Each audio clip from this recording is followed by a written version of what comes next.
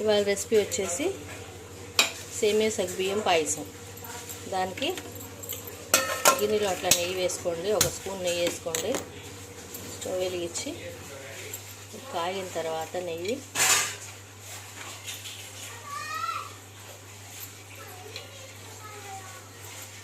జీడిపప్పు వేసేసుకోండి.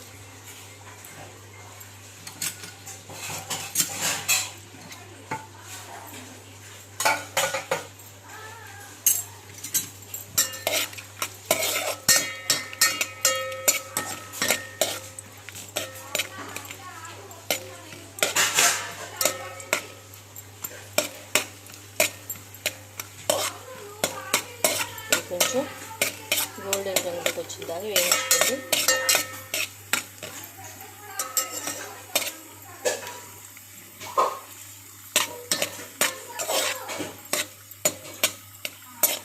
ఇప్పుడు గోల్డెన్ రంగులోకి వచ్చేసాం కదా, వీటిని తీసేసుకోండి. వీటిని ప్లేట్లో తీసేసుకుని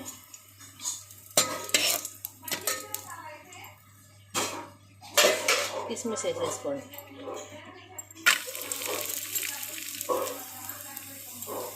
కిస్మిస్ కూడా వేయించుకొని నెక్స్ట్ ఇవి కూడా ప్లేట్లో తీసేసుకోండి. అందులోనే సేమియా కూడా వేసేసుకోండి. సేమియా కూడా మంచిగా దూరగా వేగనియండి.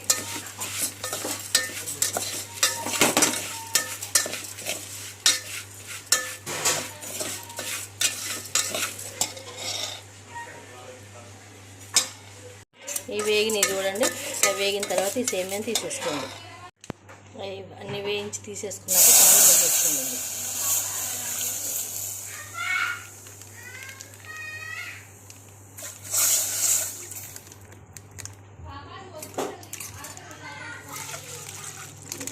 అట్లా పాలు పోసేసుకోండి.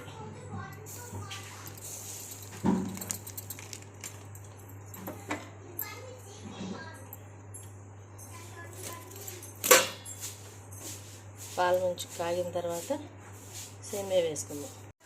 పాలు ఇట్లా ఒక ప్యాకెట్న్నర పాలు పోసుకోండి. ఫుల్ ప్యాకెట్ ఒకటి, హాఫ్ ప్యాకెట్న్నర పాలు ఇవి మంచి కాగనివ్వండి. పాలు చూడండి ఇట్లా మరిగినాయి. ఇట్లా మరిగినప్పుడు సేమియా వేసేసుకుంటాం. నేతిలో వేయించిన సేమియా అండి.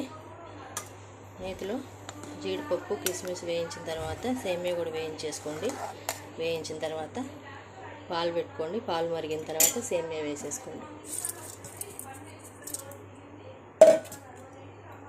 సేమియా వేసిన తర్వాత ఇవి చిన్న సగ్గుబియ్యం అండి.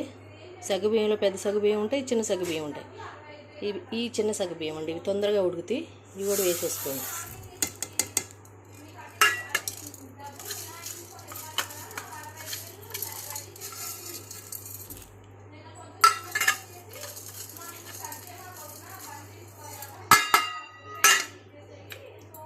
రెండు వేసేసుకున్న తర్వాత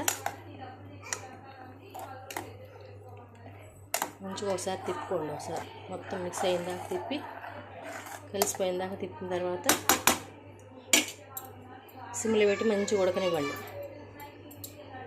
ఇదిగోండి ఇట్లా మంచిగా సగ్గుబియ్యం, చిన్న సగ్గుబియ్యం సేమియా మంచిగా ఉడికిందండి. ఇట్లా ఉడికిన తర్వాత నేనైతే ఇలాచీను పంచదార వేసి మిక్సీ పట్టుకున్న పౌడర్ అండి. ఆ పౌడర్ వేస్తున్నాను స్మెల్కి.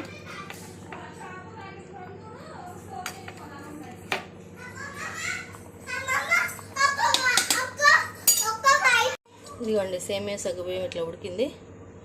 ఇలాచీ కూడా వేసేసుకున్నానండి.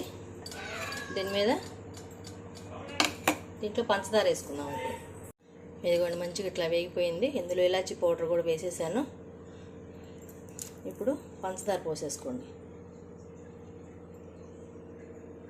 200 గ్రాములు ఉంటుందండి పంచదార.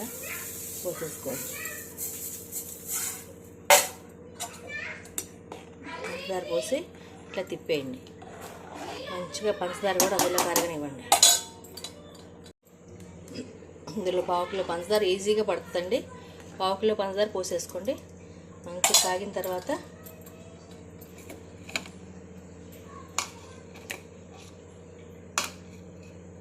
ఇందాక వేయించుకున్న జీడిపప్పు కిస్మిస్ ఇందులో వేసేసుకోండి.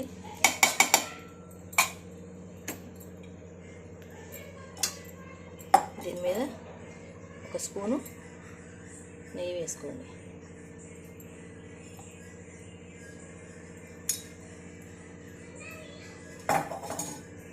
సేమియా సగ్గుబియ్యం పాయసం రెడీ.